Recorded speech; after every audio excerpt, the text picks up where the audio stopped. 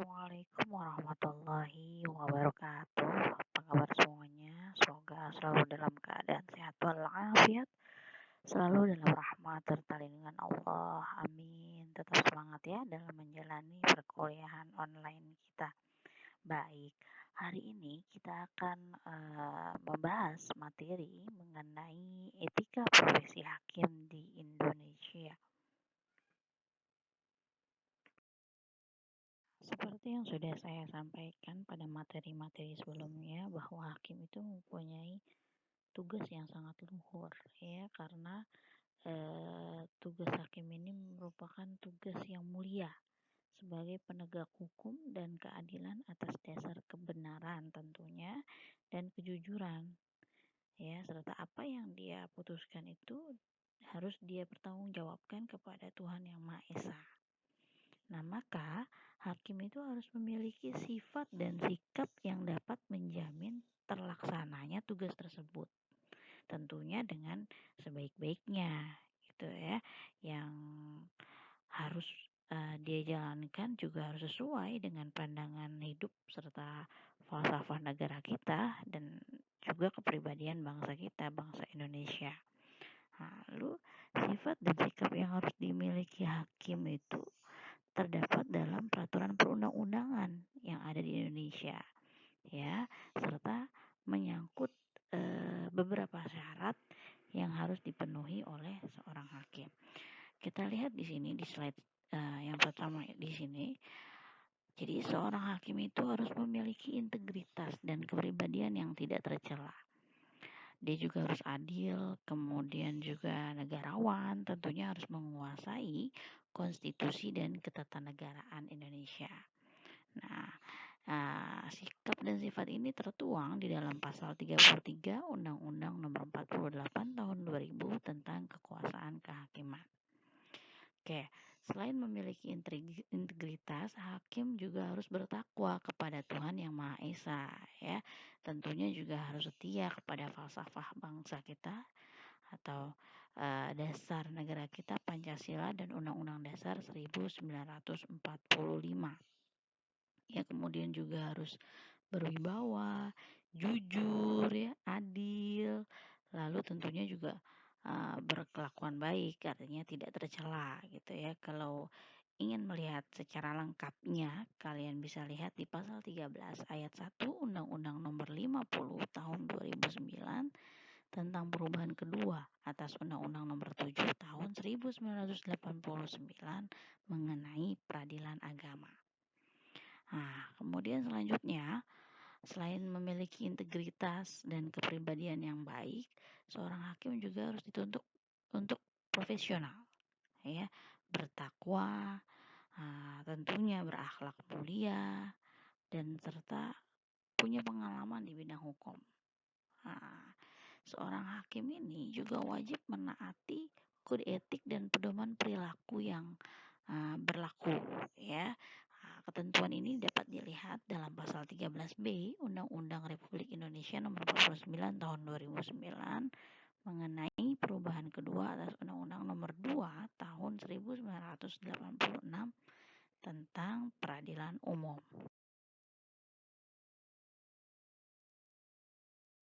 Oke, selain tadi sifat-sifat yang harus dimiliki oleh seorang hakim, tentunya ada juga larangan-larangan bagi seorang hakim ya.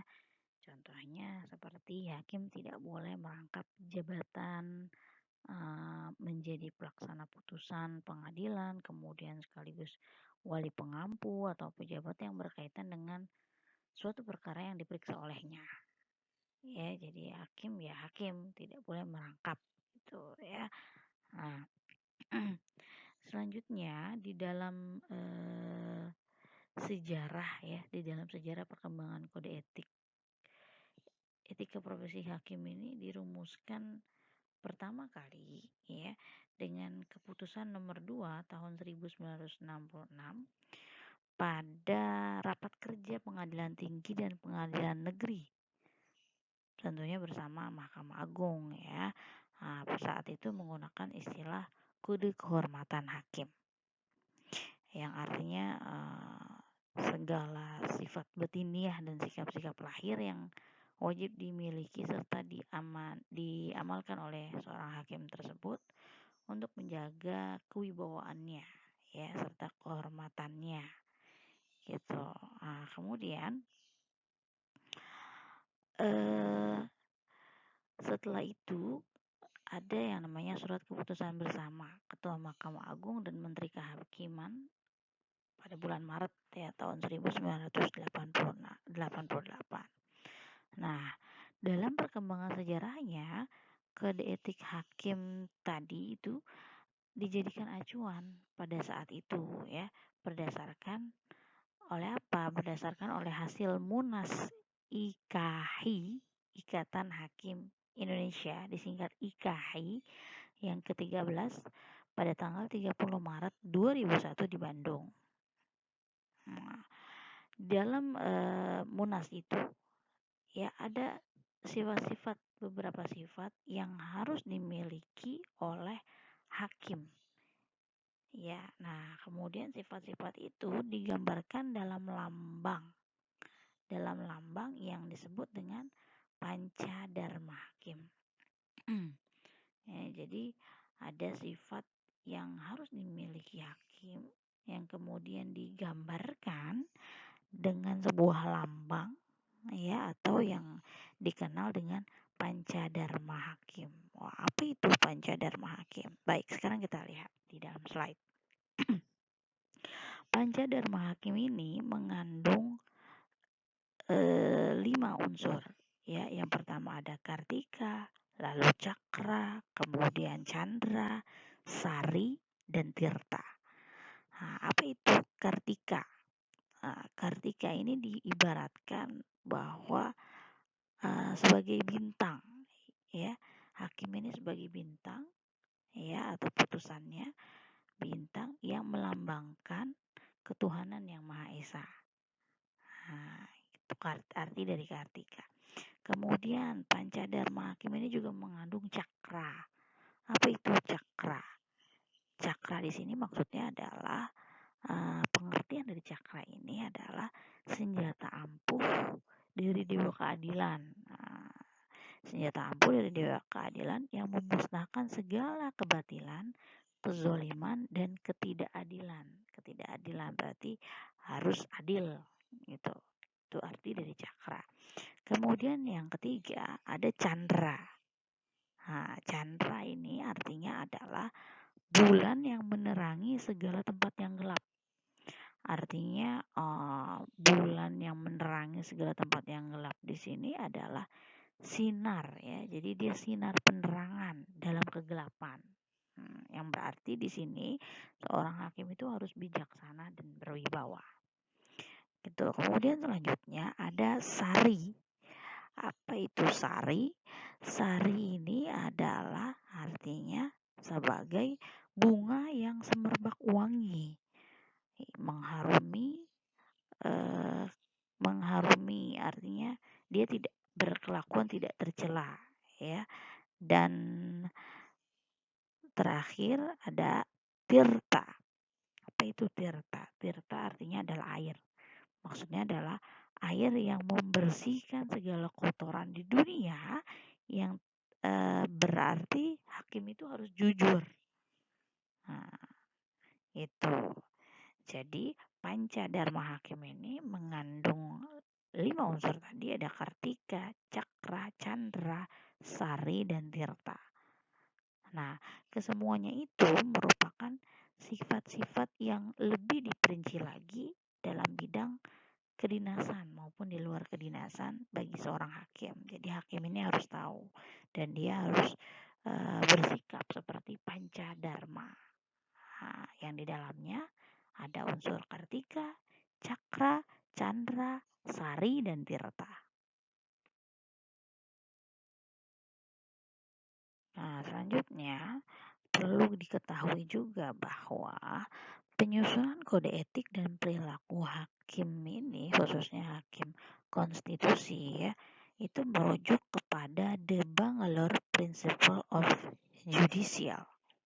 Ya, apa ini The Bangalore Principle of Judicial? Nah, jadi The Bangalore Principle of Judicial Conduct ini adalah perbandingan atau ini merupakan prinsip-prinsip internasional yang diatur oleh berbagai negara. Ya, jadi The Bangalore Principle of Judicial Conduct ini merupakan salah satu ya di antara banyaknya deklarasi internasional yang menyoroti tentang kode etik profesi hakim dan transparansi keuangan serta akuntabilitas. Nah, The Bangalore Draft Code of Judicial Conduct ini bermula atau awalnya adalah dari pertemuan yang diadakan di Vienna pada bulan April 2000 ya atas undangan dari The United Nations Center for International Crime Prevention dan sekaligus merupakan pertemuan ke-10 United Nations Congress on the Prevention of Crime and the Treatment of Offenders.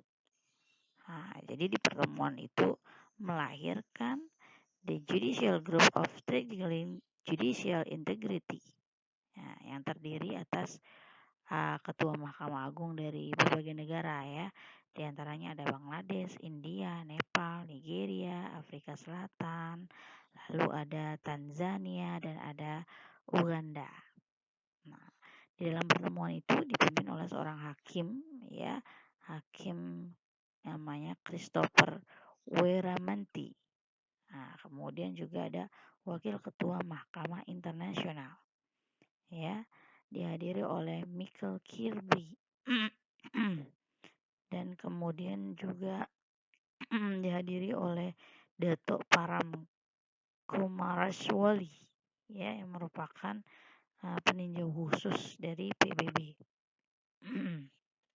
Nah, dalam pertemuan tersebut para peserta telah sepakat mengenai perlunya diadakan suatu aturan yang dapat menjadi patokan atau ukuran tingkah laku pejabat kekuasaan kehakiman. Gitu ya. Jadi setidaknya ada kurang lebih 30 negara ya yang ikut andil dalam pertemuan itu. Nah, sekarang kita lihat apa sih sebetulnya isi dari The Bangalore of Judicial ya. Jadi The Bangalore of Judicial ini mengandung ada setidaknya 8 ya. Kita lihat ada setidaknya 8 unsur ya. Yang pertama adalah independensi. Nah, jadi seorang hakim ini harus berdiri sendiri, tidak boleh terpengaruh oleh pihak manapun. Kemudian juga ketidakberpihakan, ya netral. Lalu dituntut integritasnya. Kemudian juga dia harus mengetahui kepantasan dan kesopanan. Lalu kesetaraan, artinya sama semua orang kedudukannya di mata hukum. Lalu ada kecakapan dan keseksamaan. Dan terakhir adalah prinsip arif dan bijaksana. Nah, itu adalah gambaran dari The Bangalore Principle of Judicial ya. Nah, ini jadi patokan bagi berbagai negara dalam merumuskan kode etik kekuasaan kehakiman atau kode etik hakim.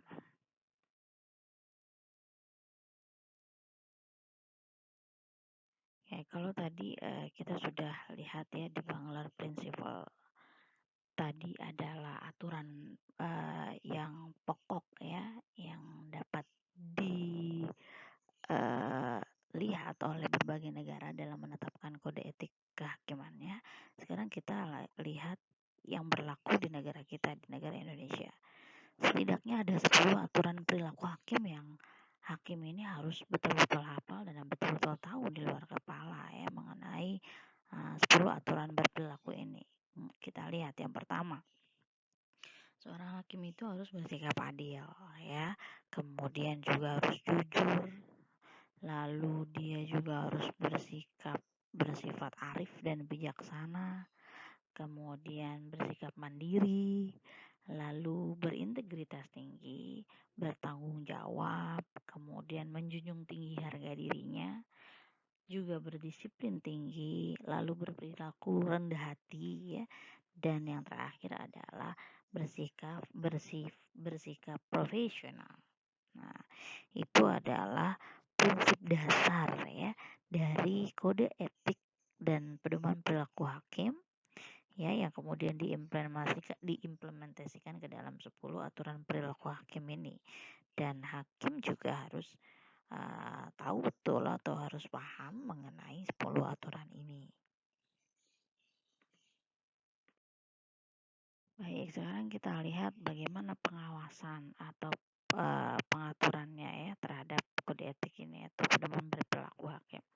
Nah, di dalam pasal 32A Undang-Undang Nomor 3 Tahun 2009 itu menyebutkan bahwa ada beberapa hal ya yang harus diketahui. Yang pertama, pengawasan internal atas tingkah laku Hakim Agung dilakukan oleh Mahkamah Agung. Itu yang pertama. Kemudian selanjutnya, pengawasan eksternal artinya di luar ya atas perilaku Hakim Agung itu dilakukan oleh Komisi Yudisial.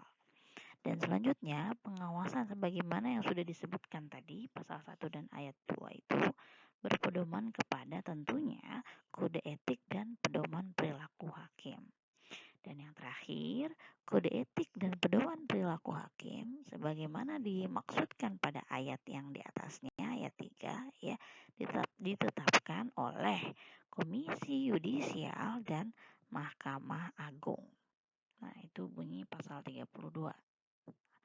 Kemudian adapun pasal 81B Undang-Undang Nomor 3 Tahun 2009 di situ menyebutkan bahwa kode etik dan pedoman perilaku hakim ini harus sudah ditetapkan paling lama 3 bulan sejak undang-undang tersebut diundangkan. Artinya ini memang sudah berlaku ya, karena kan undang-undangnya sudah dari tahun 2009.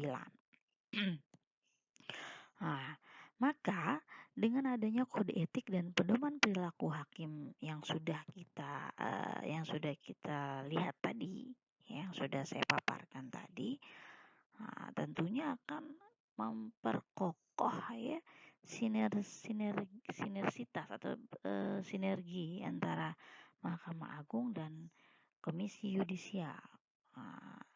Jadi lebih memudahkan kedua lembaga ini atau kedua institusi ini untuk melakukan pengawasan, pemeriksaan ya dan juga penindakan terhadap para hakim yang melakukan penyimpangan atau pelanggaran terhadap profesinya.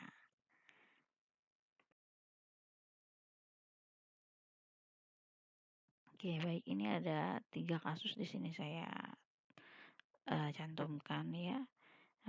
Keputusan Majelis Kehormatan Hakim nomor 1 tahun 2009, kemudian nomor 2 tahun 2009, lalu nomor 3 tahun 2010. Ini adalah kasus-kasus pelanggaran kode etik yang konsekuensi hukumnya adalah pemberhentian secara tidak hormat kepada hakim tersebut. Gitu ya. Maka kita juga